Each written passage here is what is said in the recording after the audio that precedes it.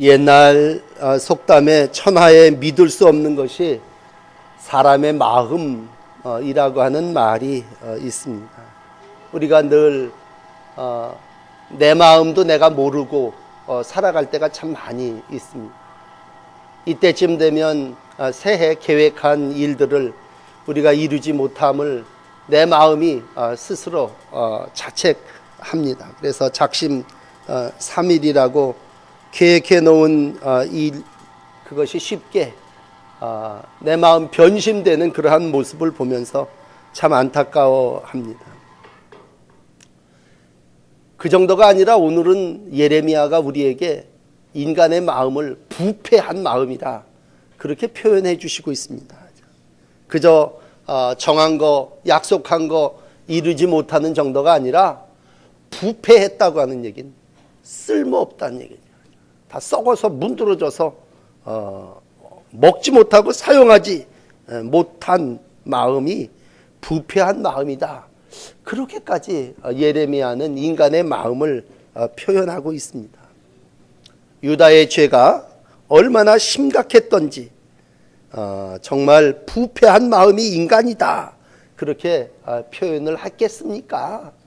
오늘 예레미야를 계속 읽으며 신앙생활을 하시면데, 예레미야 오늘 17장에 1절은 이렇게 시작돼요. 유다의 죄는 금강석 끝 철필로 기록되고 마음판에 그리고 단뿔에 새겨졌다, 이렇게 얘기하고 있습니다. 보통 이렇게 그냥 연필로 쓴 약속이 아니라 철필로 썼고, 그리고 마음판과 뿔에 새겼다, 그 얘기는 없어지고 지워지지 않는 그러한 약속 말씀이라고 하는 뜻이죠.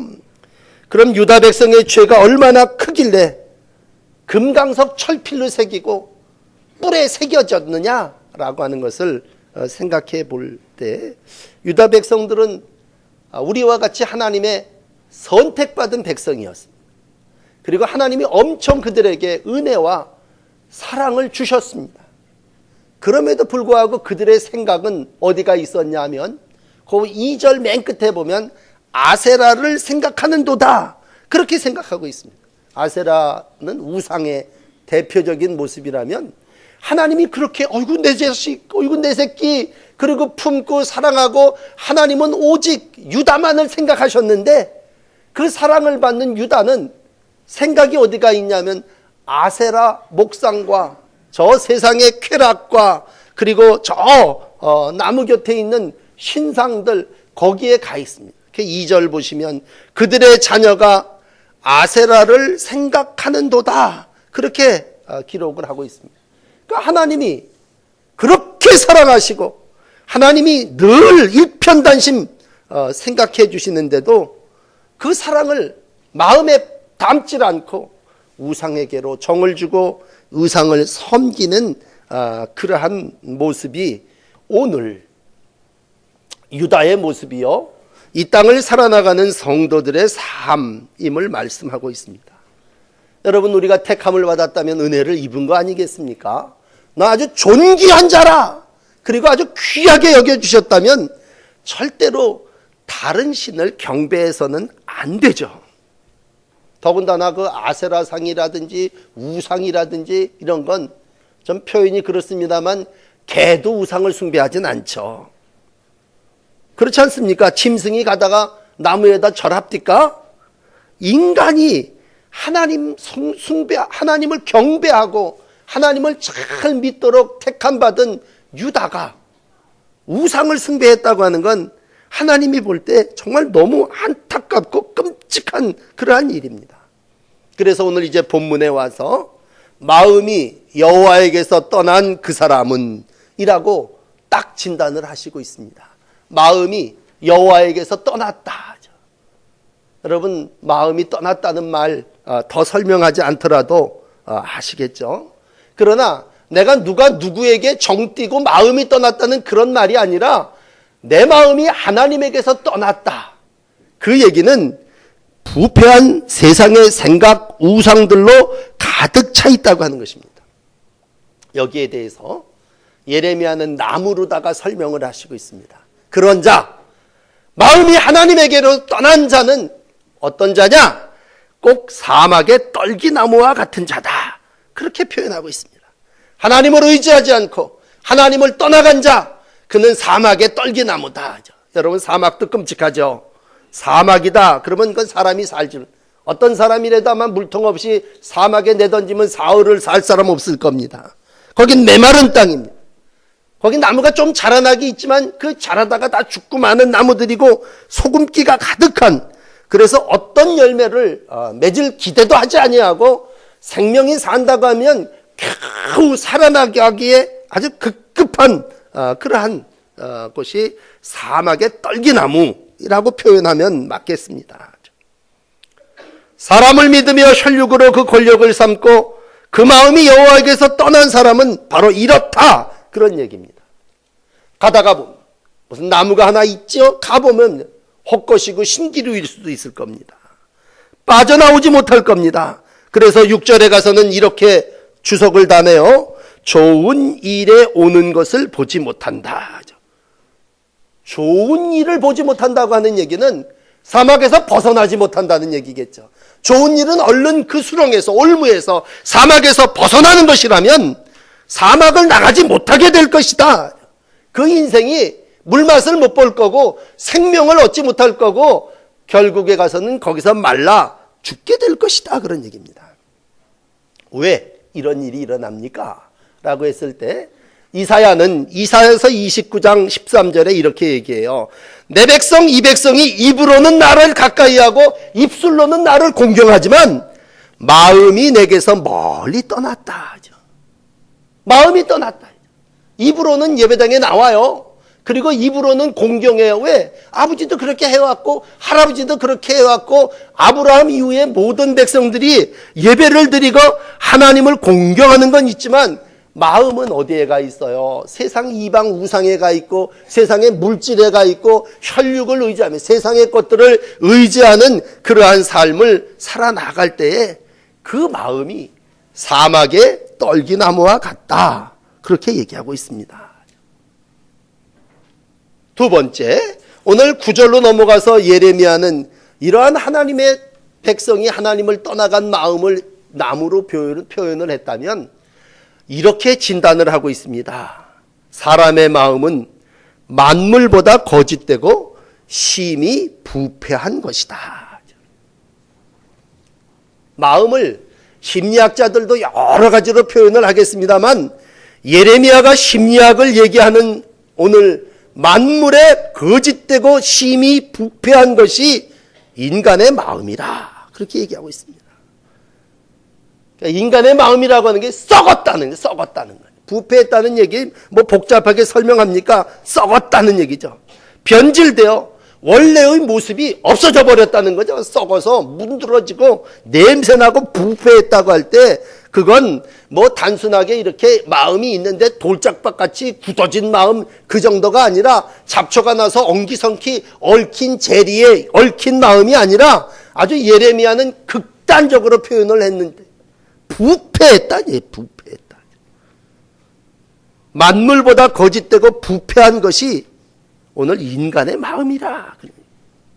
여러분, 우리가 살면서 많은 부패한 것들, 암만 냉장고가 있고 암만 뭐가 있어도 결국에 가서는 다 썩습니다. 뭐 고기도 썩고 생선도 썩고 음식만 썩는 게 아니라 사실 나무도 다 썩어요. 썩는 이유는 뭡니까? 그 안에 생명이 없기 때문에 썩는 거죠. 생명이 없으면 부패하게 돼 있습니다. 그 하나님의 원리, 창조의 원리예요. 하나님이 그 안에 공급돼서 나무가 있다면 계속해서 물을 공급하고 뭘 공급하면 그건 살죠. 그러나 잘라진 나무는요, 아무리 노력을 하고 애쓴다고 해도 얼마를 견딜지는 모르지만 결국에 가서는 부패하게 돼 있습니다. 원래의 그 상태대로 있지 못하고 변질되고 상해. 결국에 가서는 뭐예요? 아무리 비싼 한우라도 냄새나고 먹지 못하게 되고 결국에 가서는 해를 끼치게 된다는 거예요. 인간의 마음이라고 하는 것이 그냥 내버려 두면 부패하는 것이다, 이렇게 예레미야는 우리에게 말씀해 주시고 있습니다. 이 얘기는요, 여러분, 예레미야가 처음 한 얘기는 아니에요. 우리가 시편 14편에 보시면 이렇게 해요. 여호와께서 하늘에서 인생을 굽어 살피시라. 지각이 있어 하나님을 찾는 자가 있나 보니까 치우쳐 더러운 자가 되고 선을 행하는 자가 없으니 하나도 없도다. 그렇게 시편 14편 2절과 3절은 기록하고 있습니다. 그러니까 하나님이 하늘에서 이렇게 내려다 보니까 부패하지 않은 인간의 마음이라고 하는 게 없다고 하는 겁니다. 왜? 다 하나님을 떠나서 유다의 죄뿐만이 아니라 모든 인생이 아담 이후에 살고 있는 모든 인간이 죄를 지었기에 인간이 죄 가운데 그냥 내버려두면 그 죄로 사망, 죽을 수밖에 없는 존재란 말이죠. 그러니까 부패되어 결국은 죽고 흙으로 돌아가고 없어지는 것이 인간이라고요. 그러니까 하나님이 계속 공급해 주시는 걸 받아야죠. 가지가 나무에 붙어 있어서 곰 내려오는 걸 빨아먹어야 되고 뿌리가 땅에 깊이 박아서 말씀이 공급해 주는 대로 살아야 썩지도 않고 변질되지도 않고 오늘 이제 8절의 결론인 열매도 주렁주렁 맺고 상록수로서 가무는 해도 결실을 맺게 되는데 그렇지 못하다는 얘기죠. 그럼 인간이 원래부터 부패됐느냐? 여러분, 근본을 찾아 돌아가면 창세기에 인간은 그렇지 않은 존재입니다. 정말 하나님과 똑같이 만들어 주셨습니다. 에덴 동산에서 우리가 죄 부패하기 전에는요, 우리가 정말 따뜻하고 감정 있고 살아 있고 정말 하나님이 주시는 심장, 그죠? 펄떡펄떡 뛰는 심장을 가지고 살았습니다. 그게 사랑이죠, 사랑. 우리가 사랑한다고 하는 말을 하트로 이렇게 그릴 때 하트 모양은 심장이 모양입니다. 언제나 따뜻하고 생명이 있는 그러한 것이지만 그 마음에 죄가 들어오고 그 마음이 욕망이 들어오고 인생이 타락하게 되니까 결국은 하나님을 떠난 마음이 되었고 하나님이 떠난 마음의 끝은 부패함이요 사망이라는 얘기죠. 변질돼 버렸다. 우리가 그동안 교회에 다니면서 마음의 할례를 행해야 됩니다. 목을 곧게 하지 마십시오. 여호와를 잘 믿어야 됩니다. 얘기를 했죠. 다 그런 마음들이 점점 우리 가운데 마음이 좀 닫혀집니다. 그저 우리가 세상에 좋아하는 이렇게 하면 복을 받을 겁니다. 이게 물질의 복이고 건강의 복이고 자녀의 복이고 세상을 살아나가는 동안 이렇게 돼서 외형적인 게 불어나고 늘어나고 잘 될 겁니다. 여러분의 지위가 올라가 이런 얘기들을 너무 많이 들었죠. 근데 사순절기를 지내며 정말 우리가 찾아야 될 건 겉모양 외형이 아닌 우리의 마음을 보시는 하나님 앞에 내 마음의 상태를 하나님이 원하시는 마음으로 회복하고 하나님이 기뻐하시는 일을 이루어가는 거죠. 어느 순간인가 저를 포함하여 모든 인생들이 마음을 하나님 앞에 마음을 고치는 것 이런 것보다도 외형을 다듬고 가꾸는 일에 엄청 투자. 교회도 어떤 마음에 이런 얘기를 하면 왜 그런 얘기를 하십니까? 교회가 외형과 프로그램과 또 겉으로 보여지는 무슨 행사와 실적과 이런 거를 통해서 교회가 부흥되어진다면 그건 하나님이 기뻐하시는 일이라고 우리가 잘못 생각하고 신앙생활을 합니다. 여러분, 다시 한번 우리가 겉모양, 외형보다도 하나님은 우리의 마음을 살피신다고 하는 말씀으로 돌아와서 오늘 마지막 이제 여러분들에게 드리고 싶은 말씀은 10절입니다. 나 여호와는 이렇게 표현을 하세요. 나 하나님 여호와는 심장을 살피고 피부를 시험하고 각각 그 행위와 행실대로 보응한다. 여러분, 그러므로 예배당 안에 들어와서는 하나님의 마음, 하나님의 뜻을 우리가 생각해야 되지 않겠습니까? 바깥 세상을 살아나가면서 너무 많이 세상 사람들 식으로 살아요. 세상 사람들이 보는 거와 하나님의 보는 거의 차이는 뭐예요? 사람을 우리가 대하며 제일 먼저 우리가 볼 수 있는 건 어떤 사람이 독심술이 있다고 얘기하지만 사람이 사람의 마음을 어떻게 읽겠습니까? 나도 내 마음을 모르는데. 그저 사람은 눈으로 보이는 것만 보는 거죠. 저 사람 외형이 어떻게 생겼다, 뭐 관상이 어떠냐, 인상이 어떠냐, 저 사람이 어디에서 무슨 공부를 했냐. 그러니까 대번 만나면 뭐예요? 살 빠졌어? 그게 우리의 인사 아닙니까? 쪘냐 말랐냐, 그게 우리가 볼 수 있는 유일한 판단의 근거죠. 그런데 여러분, 하나님은 거기 관심이 없으세요. 하나님이 오늘 보시는 건 뭐예요? 심장과 폐부라고 오늘 10절은 기록하고 있습니다. 심장을 살피시고 폐부를 시험하신다. 심장을 살피시고 폐부를 시험하시는 하나님이 그 사람의 행실, 그 사람의 행위대로 보응하신다. 그런데 오늘 예레미야가 본 행실과 행위는 뭐예요? 치료할 수 없을 만큼 간사하고, 그리고 사용할 수 없을 만큼 부패했다라고 하는 것입니다. 이거 하나만은 기억하십시다. 하나님은 우리의 깊고 은밀한 마음을 살피시고 아시는 분이십니다. 여러분, 이거 마음에 담으셔야 돼요. 우리가 내 마음을 하나님이 아실까? 아십니다. 하나님이 오늘 10절에 분명히 말씀하십니다. 사람은 몰라요. 어리석은 인생은 나도 내 마음이 모르니까 어저께 작정한 거 오늘 잊어먹고 딴짓합니다. 이젠 절대로 드라마 그거 안 봐야지 그러면서 또 새 드라마 생기면요 또 가서 주저앉아요. 어저께 작정했는데 오늘 바뀌어요. 우리 마음도 다스릴 수 없어요. 그렇지만 하나님은 오늘도 우리의 폐부, 우리의 생각, 우리의 심장 다 살피십니다. 다 아셔요. 하나님은.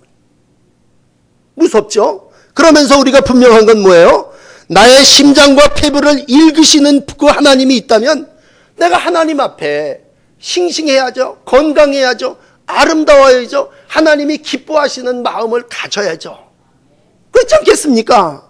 오늘도 살피시는 하나님이 행위에 따라 심판하신다고 했다면 오늘 하나님께서 상벌에 결코 오류가 없으신다면 마지막에 가서 내 마음이 그런 생각, 그런 일들을 행했구나 라고 하나님이 살피시고 우리의 삶을 인도해 주시지 않겠습니까? 그러므로 우리가 오늘 하나님의 마음을 수고하고 무거운 짐진 자들아 다 내게로 와라. 내 마음, 너희 마음이 쉼을 얻으리. 그리고 내가 너희 마음, 그렇게 하나님이, 예수님이 우리 가운데 마음 말씀해 주셨다면 오늘 내가 내 마음 먹은 대로 안 될 때 우리는 다시 하나님을 의지하고 하나님을 의뢰할 수밖에 없습니다. 오늘 성경 가운데 부분에 그런 말씀을 읽었다면 여호와를 의지하고 하나님을 의뢰하고, 의지는 이렇게 붙잡고 정도로 가면 의뢰는 그냥 믿고 다 맡겨버리는 거죠. 알아서 다 하십시오. 여기 뭐 다 있습니다. 그리고 맡기는 게 의뢰라면 우리는 내 마음을 내가 다스릴 수 없으니까 하나님, 내가 주님을 의지합니다. 내가 주님께 다 의뢰 맡겨버립니다. 그리고 주님 앞에 우리의 마음을 의지해야죠. 다시 처음으로 돌아가서 이렇게 좀 정리를 해드리고 싶습니다. 우리의 부패하고 상한 마음, 원래 모습대로 회복될 수 있을까요?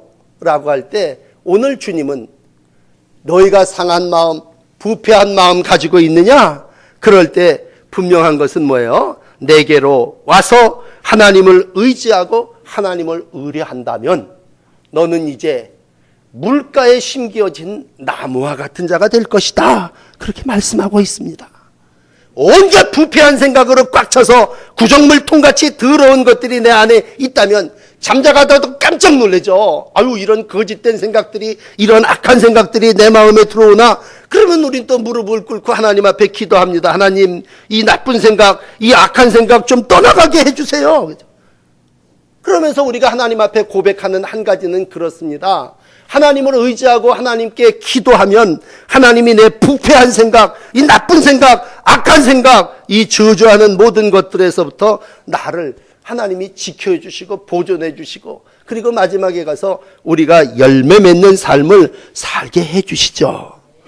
그렇다면 이제 여러분들에게 한 가지만 설교를 드릴게요. 여러분, 인간이 이렇게 부패한 존재라면 어떻게 해야 됐습니까? 창조주이신 하나님께 붙어서 그분께로부터 오는 것을 공급받아야 됩니다. 마음이 더럽다면요, 안에서 깨끗한 걸 받아다가 내 더러운 걸 내쫓아야 되지 않습니까? 그래서 성령이 내 안에 오시면 이라고 표현을 한다면, 여러분, 성령을 우리가 그냥 갈고 하는 게 아니라 성령이 와야지만 내 안에 꾸정물 같은 더러운 이 허망된 세상의 욕망이 다 제거되어지니까, 성령의 생수여 흘러서 내 안에 들어오셔서 내 상태가 하나님의 모습, 하나님의 영으로 지배하게 해달라. 그리고 성령을 구해야죠. 공급받아야죠. 끊임없이 내 마음에 임하소서, 내 마음에 오소서. 그렇게 우리가 하나님의 영을 공급받아야죠. 예배당에 올라오셔서 뭘 구하십니까? 왜 영을 구하십니까? 그 많은 돈을 투자해 가서 성령 수술을 하시지 왜 여기 와서 왜 영을 구합니까? 우리가 하나님이 찾는 건 우리의 마음이죠. 마음이 아름답고 이쁘고 깨끗해지기를 하나님이 원하시는 거고, 마지막에 우리가 하나님의 나라에 가면 몸뚱아리 가지고 갑니까? 우리의 마음과 정성을 하나님이 받으시는 거죠. 시편 84편 5절은 말합니다. 주께 힘을 얻고 순례의 길에 오르는 자여 복이 있나이다. 그 사람이 눈물 골짜기를 지날 때에 그곳에 많은 샘이 있을 거다. 정말 하나님, 내가 이렇게 부패하고 썩고 무능하고 더럽습니다. 그럴 때 하나님이 샘 주시고, 그 하나님이 주시는 샘을 먹고 마시는 자마다 그 몸이, 그 영이 하나님의 은혜로 새로워지게 되는 줄 믿습니다. 그게 초창기에 예수를 만나는 일이라면 유다 백성들은 성별하여 계명을 줬죠. 그 계명 가운데 가장 기본은 이 예레미야 17장에서 두 가지 얘기를 하는데, 우상 숭배하지 말아라, 안식일을 지켜라. 이제 오후 예배 때는 안식일을 지키라는 말씀을 하겠지만 이 두 가지였습니다. 야, 너희가 하나님의 백성으로 살아가려면 하나님 외에 다른 신 섬기지 말아라. 안식일을 지켜라. 근데 안타까운 건 유다의 죄는요, 이것 10가지 10계명이 아니라 이 기본 2계명을 다 어겨버린 거예요. 그러니까 사막과 같이 정말 건건한 땅에서 아무 열매도 없는 삶을 살아나가며 오늘도 영이 피폐되고 병든 마음을 가지고 사는 거죠. 왜 그렇습니까? 약속에서 떠났고 은혜가 공급되지 않았기 때문입니다. 한마디로 생명이 없으니까 부패되는 거죠. 생명만 있으면 사는 거 아닙니까? 여러분, 어떤 나무든지 생명만 계속 공급되면 삽니다. 그러나 뿌리를 떠난 나무는 존재하지 않습니다. 오늘 여기 7절 8절이 말합니다. 물가에 심겨진 나무, 뿌리가 강변에 뻗칩니다. 살면서 더위도 오죠. 두렵지 않습니다. 잎이 청청하고 살면서 가뭄도 오죠. 걱정이 없습니다. 결실이 그치지 않습니다. 왜? 생명이 죽게 있기 때문입니다. 생명 죽게 있네. 오늘도 부패한 인생, 생명이 하나님께 있지 않고 하나님께 떠났기 때문입니다. 돈과 지식이 우리의 부패를 막을 수 있나요? 없습니다. 마음이 부패한 사람이 돈으로 마음을 씻어낼 수 있습니까? 지식으로 그 마음을 씻어낼 수 있습니까? 없습니다. 오직 야곱의 하나님으로 도움을 삼고 여호와 자기 하나님께 소망을 두는 자만이 오늘도 복을 받고 부패한 인생을 하나님이 원하시는 깨끗한 심령으로 바꾸어 갈 줄을 믿습니다. 그래서 신앙은 여호와를 의지하고 여호와를 의뢰하는 겁니다. 그러므로 사랑하는 여러분이요, 교회에 나와서 돈과 지식을 의지하는 어리석음을 떠나 우리가 하나님을 의지하고 여호와를 의뢰하고 주님을 나의 주인으로 소유 삼고 살아나갈 때 그 부패된 심령에 하나님의 은혜가 넘치게 될 줄을 믿습니다. 오늘 결론은 이렇게 맺습니다. 여호와를 떠난 그 사람 저주를 받을 거다. 사막에서 나오지 못할 거다. 그런 얘기입니다. 그러나 하나님의 말씀을 따라 사는 사람 계속 말씀으로 공급받을 겁니다. 히브리서 4장 12절이 하나님의 말씀 살아있습니다. 활력이 있습니다.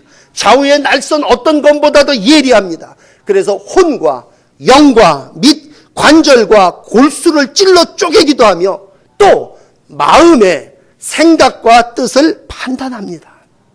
우리의 마음과 뜻과 생각을 판단하시는 이는 하나님이십니다. 하나님의 말씀은 오늘도 우리의 마음과 뜻과 생각을 다 판단해 주십니다. 오늘도 예수님의 이러한 마음 갖고 살아나가시는 성도 되시기를 축복합니다. 오늘 맨 마지막 11절은 이러한 예로다가 예레미야가 마감을 치고 있습니다.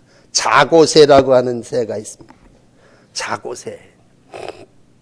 이 자고새는요, 다른 새의 알을 품는 어리석은 새라고 그래요. 그래서 자고새는 머리가 나쁜지, 하여튼 새가 원래 머리가 나쁜지 지가 낳아놓고 딴 새가 낳은 알을 품는 거예요. 그러니까 자기가 하는 일을 자기가 알지 못하고 무조건 품는 거죠. 품고 부화가 돼서 나중에 이렇게 보면 새끼가 나오는데 지 새끼가 아닌 거예요. 그러니까 그 새끼가 그냥 쭈르륵 해서 날아가 버리니까 품은 게 헛수고가 되고 물거품이 되는 거죠. 자고새 인생 그렇게 얘기한다면 어리석은 걸 품는 사람을 얘기하는 거예요. 이게 돈이 전부인 줄 알고 돈을 품고 싸두고 장롱 깊숙이 감춰뒀지만 나중에 가서 돈이 내 마음을 평안하게 못하고 돈이 내 인생을 기쁘게 못한다면 그 사람은 어리석은 걸 품은 거죠. 사람을 의지하는 자가 자고새죠.